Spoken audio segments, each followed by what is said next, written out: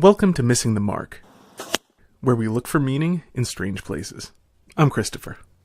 Today I'd like to talk with you about Chesterton's Post, which is something that comes from his book Orthodoxy. In a part I haven't actually read yet, in the series where I'm producing sort of an audiobook of it, on this channel. It's from chapter 7, The Eternal Revolution. We have remarked that one reason offered for being a progressive is that things naturally tend to grow better. But the only real reason for being a progressive is that things naturally tend to grow worse. The corruption in things is not only the best argument for being progressive, it is also the only argument against being conservative. The conservative theory would really be quite sweeping and unanswerable if it were not for this one fact. But all conservatism is based upon the idea that if you leave things alone, you leave them as they are. But you do not. If you leave a thing alone, you leave it to a torrent of change. If you leave a white post alone, it will soon be a black post. If you particularly want it to be white, you must be always painting it again. That is, you must be always having revolution.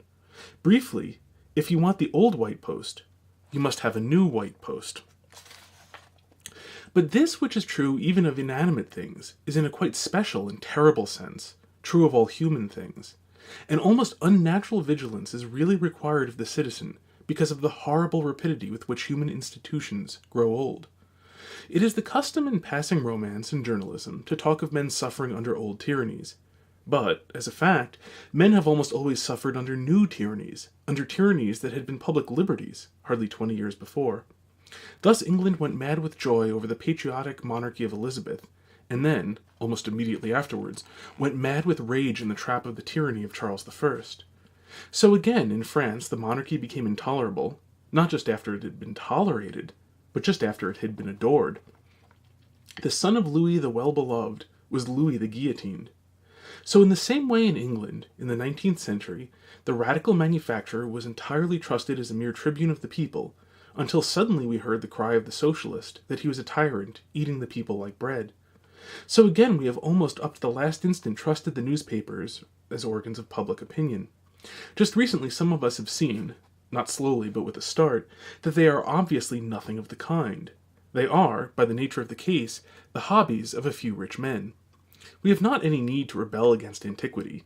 We have to rebel against novelty.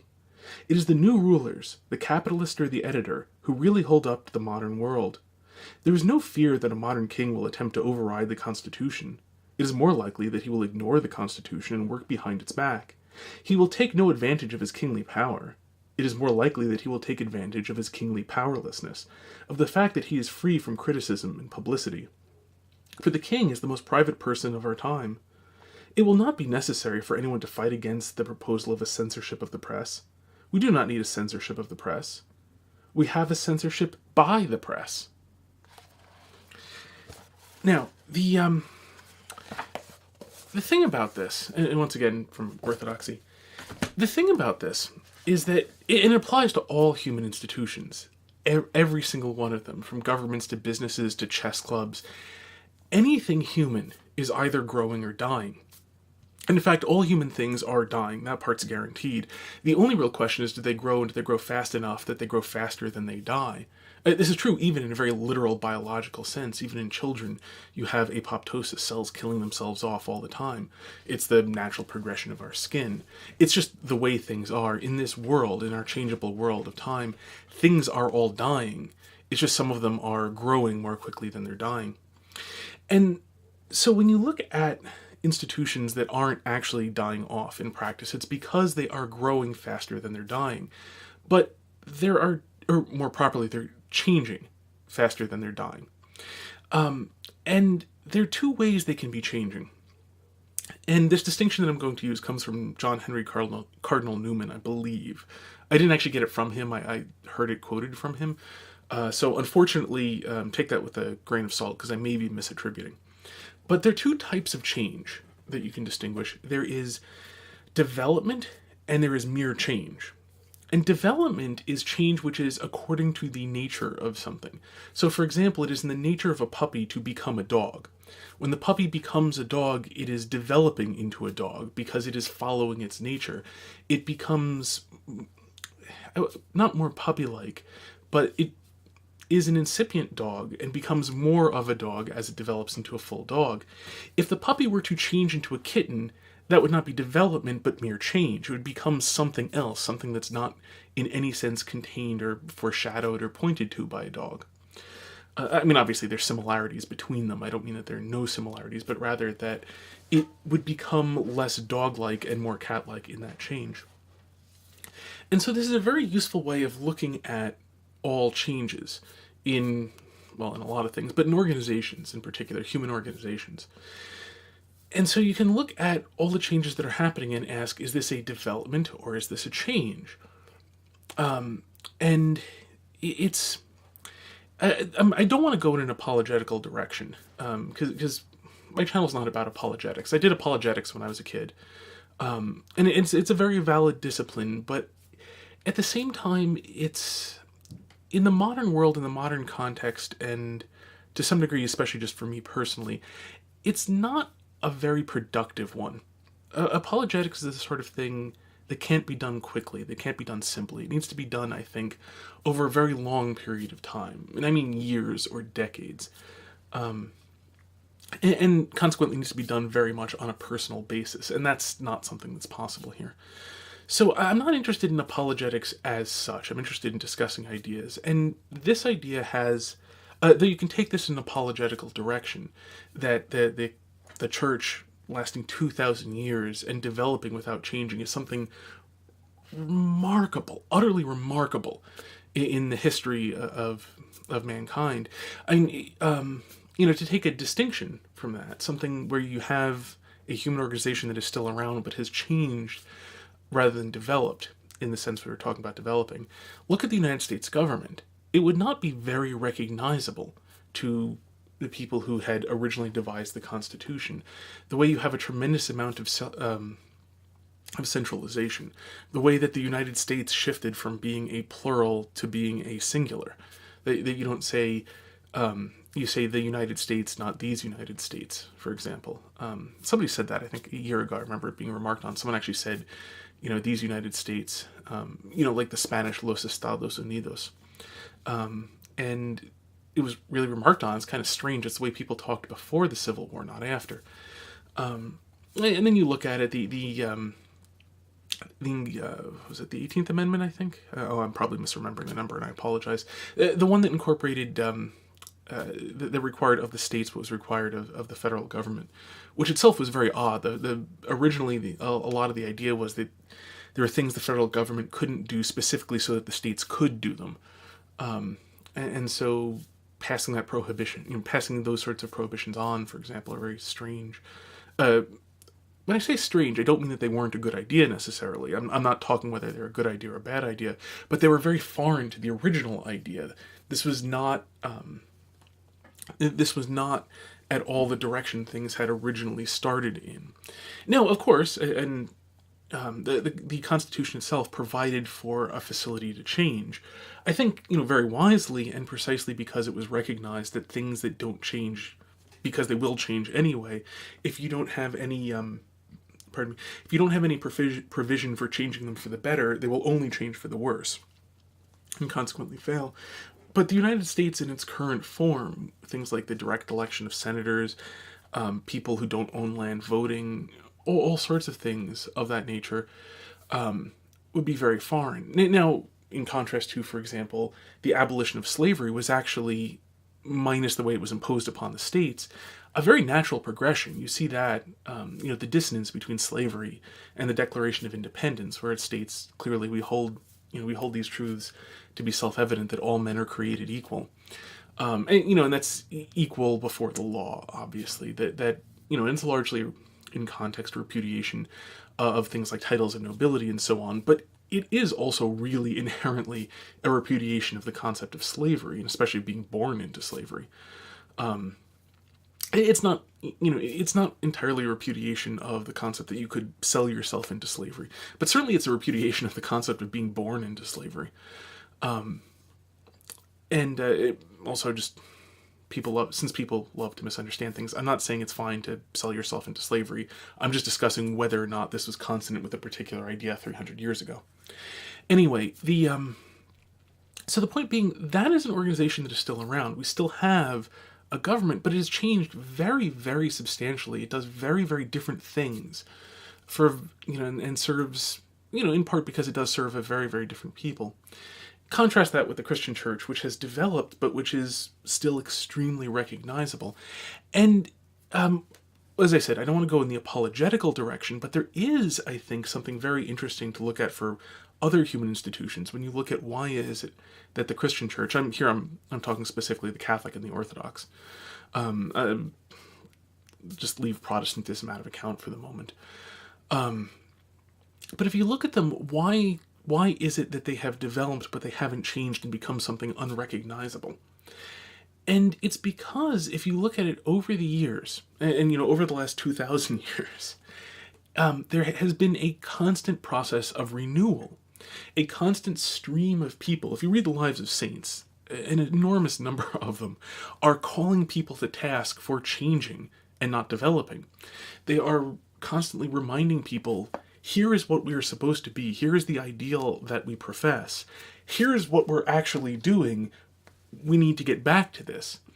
And it's only by that continual process of people pointing out that we've gone far astray and need to get back that the church has managed to... Okay, there's also been the intervention of the Holy Spirit, but leaving that aside for the moment because it manifests in this. And the Holy Spirit will not be around to guide, your chess club.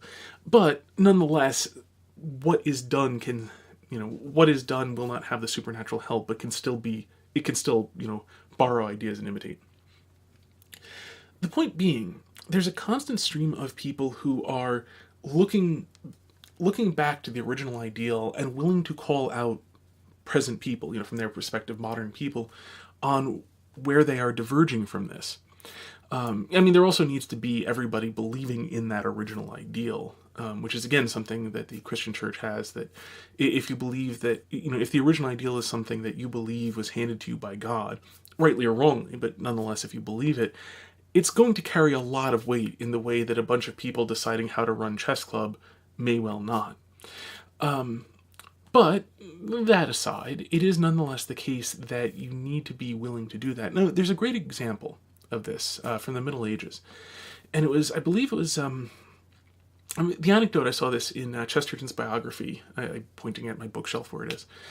Chesterton's biography of St. Thomas Aquinas. And he mentioned that there's an interesting story of St. Dominic, the founder of the Dominican order, who was talking with the Pope. And the Pope gestured, so we're talking the High Middle Ages here. And the Pope gestured at the papal palace and said, no longer can Peter say, gold and silver have I none. I'm sorry. Let me give you the context, because many people may not know the history. In the Acts of the Apostles, okay, well, first off, the Pope is the successor of St. Peter, and so is referred to commonly as Peter, that he is fulfilling Peter's role presently. So sometimes even called, Peter and so on. But anyhow, so then in the Acts of the Apostles, there's a scene where Peter... with Andrew? Again, my memory's failing me, for which I apologize. I don't get a lot of sleep lately, owing to personal circumstances, largely related to small children. But anyway, so Peter is walking with another one of the apostles, and they come up to the temple and going to preach, and there's a blind man or a lame man, oh wow, I really apologize, there, who's begging. And Peter said, I'm sorry, lame. He's a lame man. Lame man there begging. And Peter says to him, gold and silver have I none, but what I have I will give to you. Rise and walk. And the lame man gets up and walks off and praises God and so on. So it's a very famous line. So the Pope, now fast forwarding back, getting back to the story, the Pope in the High Middle Ages, when the church became, it was hundreds of years after it was persecuted, and the church became very rich. Although there's an asterisk, because in theory and often in practice, the riches of the church are held essentially in trust for all mankind. So, for example, like right now in the Vatican, there's it's estimated in billions of dollars worth of art, but the Vatican can't go and sell that. You can't take the Pietà and sell that. You can't take the Sistine Chapel and sell that. that is something that is always kept there so that people can come and look at it and behold the beauty of it. So in one sense, they, own billions of dollars of art, but in another sense, it's completely illiquid in that the only thing they can morally do with it is hold it so that people can come visit it and see it and study it and take photographs of it and so on. But that being said, that's the ideal and often the practice, but was by no means always the practice. And sometimes popes have lived as well as kings, and especially in the High Middle Ages, you saw a lot of this sort of thing. And so the Pope gestured at the papal palace and said, "No longer can Peter say, 'Gold and silver have I none.'" To which Dominic immediately replied, "Yes, and neither can he say, 'Rise and walk.'" So that is the very heart of renewal. That is the very heart of pointing out this has degenerated. This has gotten away from what it is supposed to be. And so taking this out of that context where it just happens to be, the church happens to be the most successful human organization in all of history, by far. And I don't mean that in a material sense. I mean that in a longevity sense and a keeping it being the same thing it was sense, but merely developing rather than changing sense. So when you look at any human institution, whether it's a bunch of people, I hesitate to call this an organization, but whether it's a bunch of people all tweeting on the same hashtag, and that, they changes, there are new ones coming around all the time, and they develop a sense of community, and they develop a sense of what they are, and they very often change, and people complain, this isn't what it used to be, and so on. Whether it's, something like a chess club, whether it's a business, whether it's a collection of, a professional collection, whether carpenters or authors or whatever. Any of these things are human institutions, and therefore they will degenerate over time. And so the only way to keep them being what they are is to be constantly on guard against this, and to be constantly looking for how it is changing, noticing how it's changing, pointing out how it is changing, and calling on everybody to come back to what it should be. So it's true of everything, big and small, run by people. The alternative is these things will, when I say die out, they will die out, but very often this is something that needs to be borne in mind. A lot of things that die out don't always obviously die out. Very often they are taken over by something else. You see this very often in business. The number of large companies that actually survive any meaningful number of decades is quite small. The asterisk being that usually they don't die in the sense of, say, okay, we're done, shut the doors, sell off all the assets, close down the name, everyone just, leaves today, and then, have a fire sale on the assets afterwards, because there's still a lot of value even in a failing company.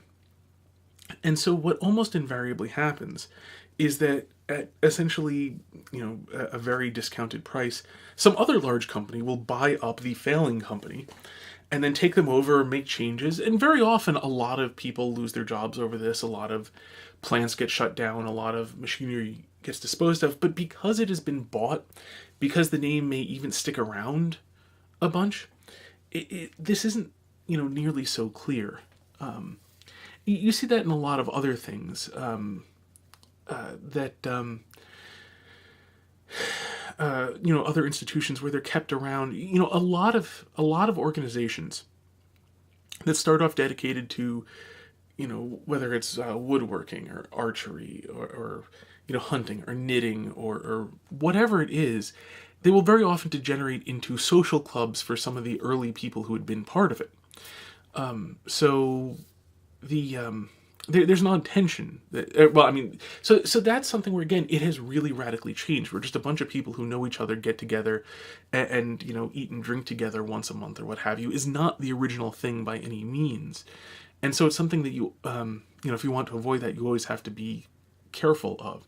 It's also something, incidentally, that those sort of things also become sort of self-fulfilling. Because once you become a social club for the people already in the club, it gets very, very hard to bring in new members, because why would you want to go become a part of something for people who know each other when you don't know them? There becomes very little reason to join such a thing.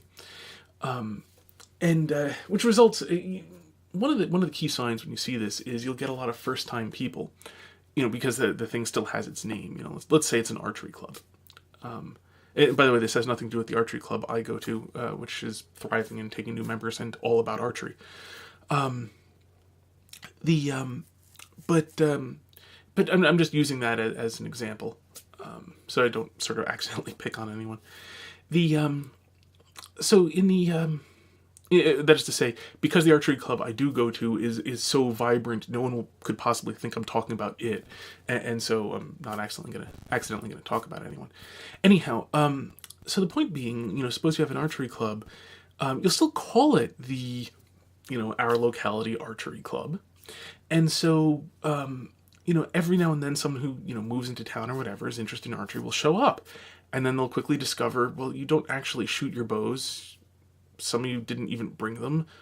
Most of you just have your bows sitting there, and you're just talking about stuff I don't know and people I've never met. And, they smile and they're polite, and then they don't show up again. In its really advanced stages of decay, everyone there is fine with that. So, at that stage, it's going to be shut down in a few years. And everyone sort of, knows where it's going. So there are no mysteries there. And this isn't, doesn't really apply because you don't really have an archery club anymore there. But, in the beginning, when you have people who are, when you see that people like to spend a lot of time talking before they actually take out their bows and shoot. That's the point at which, if you really want this to survive as an archery club, when you see that starting to happen, that's when you want to take steps in order to encourage making sure that people actually take their bows out and shoot, so that you get back to that archery so that it stays an archery club. And, again, I'm giving specific, very specific example just to make the thing concrete and intelligible, but this generalizes quite a lot. But, in the case of archery, you might do something like, say, how about we institute, and I'm sorry, now, the naive thing would be, let's institute a policy where you must shoot for the first half hour. Well, then people just show up late. But to revitalize things, that's where you propose things like, let's have, let's play a certain sort of game in the beginning. Let's have, let's have a league or something like that, an archery league or something like that, where, everybody shoots, and you just be careful to make sure that you're not excluding people who haven't, signed up in the beginning for the league. So you don't take up all the slots or something, like all of, don't take up all the targets with people shooting. Make sure that other people can work in. But that's where you do things like that will appeal to people who are still interested in archery, who haven't, given up on this. And it will bring the thing back to being about archery. Now, of course, the league itself will degenerate into something else. It'll probably become exclusive. And that's where you need to come up with other things, other ideas, whether it's, happy hours, open events, let's switch to something else that doesn't have, whatever the problem that is becoming exacerbated in the league, you then talk about things like, well, we'll do a different sort of target shoot, an open invitation where you can come and shoot at, 3D targets. That was a great idea someone in my archery club had years ago. Very, very popular event. They do in certain parts of the winter, and they shoot at targets and so on. Shoot at the 3D foam targets, and it brings a lot of people in who wouldn't normally come, and so it helps to refocus things on archery and so on. And then again, that itself will degenerate. So you always need to be looking for, in what way is this degenerating? What is the problem sort of, inherent in it, and how do you, what is the problem inherent in it, and how do you, counteract that? And if you possibly can, think about, what will the problem in that be, and how should we make it easy to counteract it once that starts getting a problem itself? So it's a lesson about human institutions. As I said, I used an archery club because it's simple. An example I'm familiar with in the archery club I'm going to is quite vibrant. But it applies all over the place. It applies to message boards. It applies to forums. It applies to all sorts of things like that. They all degenerate, so just if you want the thing to survive and continue to be itself, be prepared to always be renewing it back into what it had been. And be prepared to do that not by lecturing people on how they're not doing things right. pointing it out won't necessarily hurt, but lecturing rarely accomplishes anything. But be prepared to think of ways of accomplishing that sort of renewal. And there we actually come to the concept of development. One of the things that developed in the Catholic Church, and again, you can look at this even just in secular grounds. One of the things that developed was the religious institutions, the monasteries and the nunneries, that people who really needed to be different were given an outlet to be different, so they didn't wreck things for average people, and average people didn't wreck things for the unusual people. And so you had that sort of development where they could often become inspiring and could work together in a whole variety of ways. But that's the sort of thing which is a development where, the tensions inherent in people, the tensions inherent between people were given an outlet where people could go and do the things that they really want to be doing, channeled so that it is all Christian in that way. So that people who want to marry and raise children can marry and raise children in Christian marriages. People who want to, don't want children can go and not have children and still do this in a Christian way. And so it's, again, an excellent example of where the thing develops in order to, as there are pressures to degenerate, it develops to give these things outlets and counteract what's going wrong in order to keep it what it is actually supposed to be. So, so wrapping that up, it's something, because we're all part of organizations, so it's something to look out for. And if there's an organization you love, then you're going to want to try to take care of it. And this is a key part of how you take care of it. You need to be continually looking for how you can renew it. Until next time, may you hit everything you aim at.